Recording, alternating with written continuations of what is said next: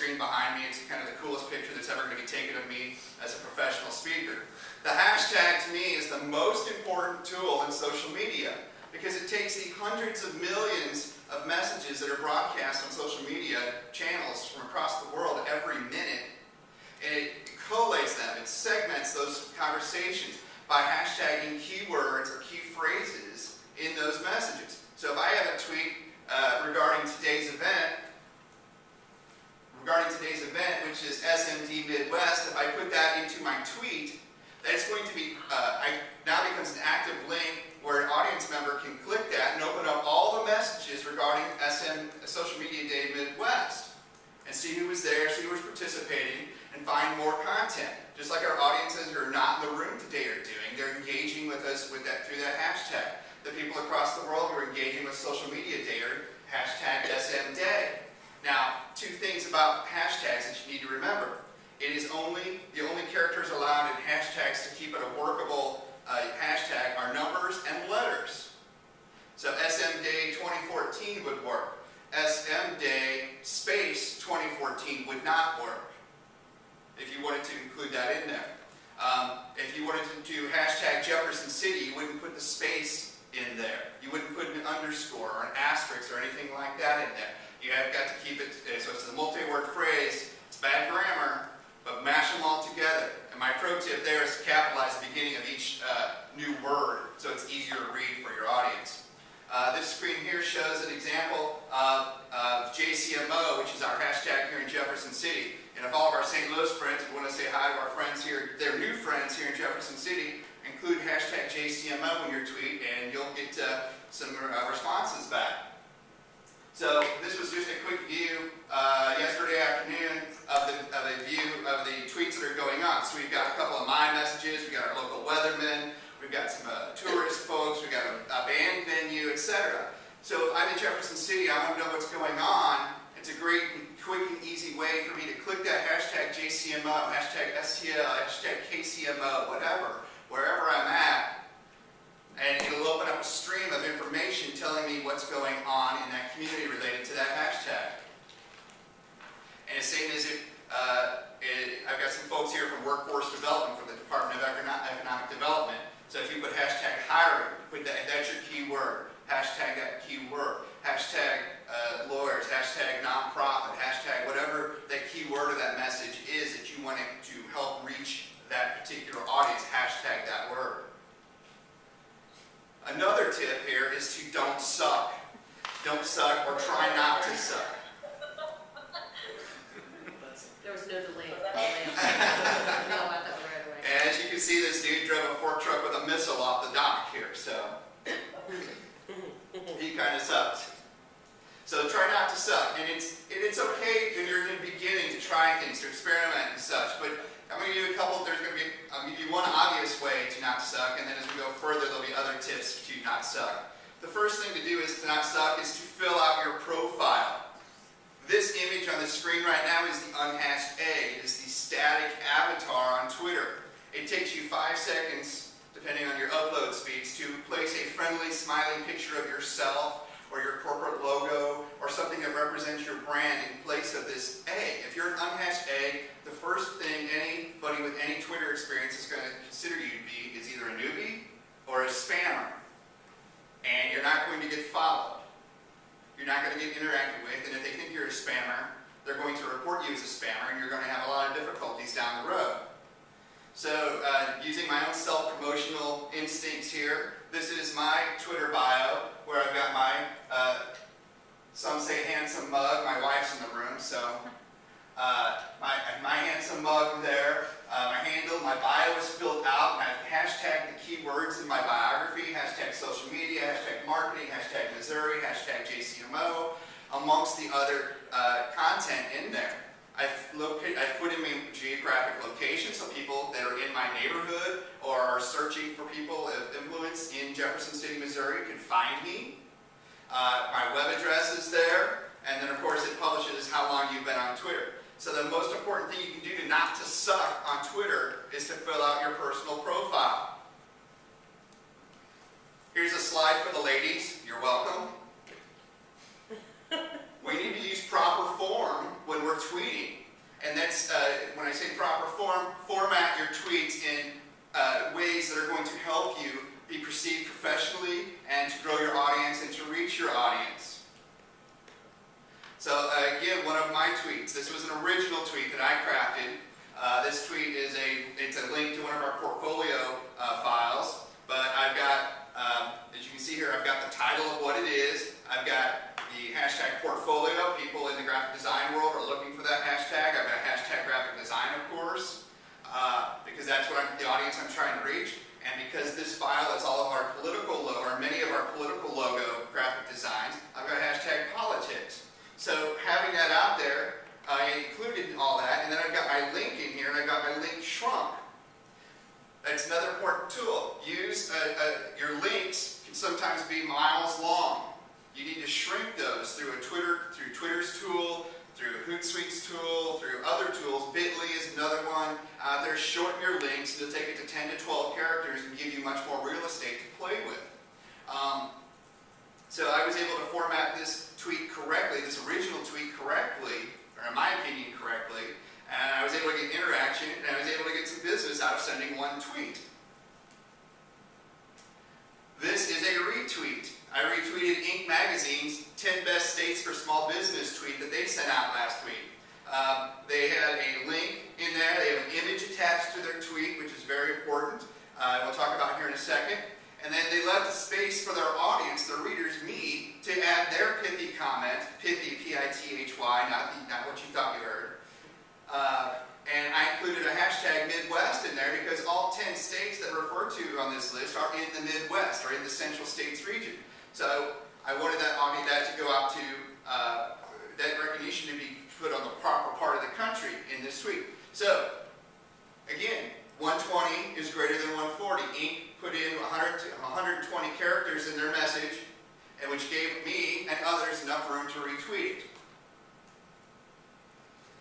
This was a conversation between Danny and Jen and myself the other day, and this is something that's very important. This is probably the thing that messes people up the most on Twitter. You'll see the highlighted section there. When I responded to Jen's tweet, when you respond to somebody, it starts off with their addresses, @JenCloud, @blankpage.stl. If I responded just to that in that way to them, the tweet would only be seen by myself, Jen, and Danny, and our mutual followers. By putting the period in front of the first @ symbol on the Twitter handle, period, @JenCloud, that now opens it up to everybody. That's being fully broadcast out to all of my followers, my 3,000 followers. Okay? So it's a very important thing that if you're going to respond to a tweet that you want to have a larger reach to, put that period as the first character. Yes? Can it be any character? No, it's a period. Just a period. And this is a slide from one of my influencers @Jerry Moran, and I could recreate this, but they did such a good job with it. It's a blueprint on how to build the perfect tweet. This will be included in the slides that you download when you get to your offices later today. Pictures and links. Something that's going to make you very successful on Twitter is including pictures of links. This is a picture of a bunch of links on a chain, so I thought that was funny. But anyway, if you can include your links, shorten your links, drive the folks, your audience, to your website or to the website that you're sharing information from, and then you can also upload and attach photographs to your tweets. So then it shows up in your Twitter stream and it stands out. You can see this Twitter stream here, 2 tweets with no picture, 2 tweets of this one. Oh, here's the Today Show with an attached photo of a lady who found her dog after a tornado hit her town. That one's going to get more attention than anybody else is here. Even the Missouri Bar who's in the room and right underneath the Today Show tweet. Sorry, Missouri Bar. So use those pictures. I'm sorry, St. Louis? Okay. Use the handles. Use the handles. Jiggle those handles if you want to get more attention. Do this in the real world. Get your Twitter handle out there in the real world. @Rocket Group is on pretty much everything that we publish. Our full Twitter URL, twitter.com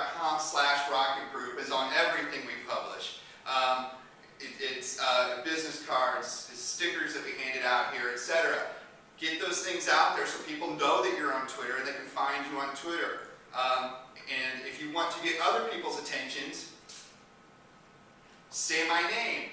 If you want me to know that you're talking about me or that you want to contact with me, say my name at Rocket Group, and I'm going to be narcissistic enough to always look at my mentions before I look at my newsfeed, probably, just like most of everybody in both cities today. And we're going to see who's mentioning us and follow that conversation up if it's a legitimate conversation.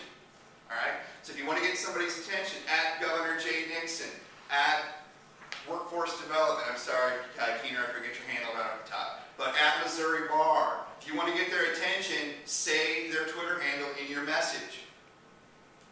Or listen to Destiny's Child.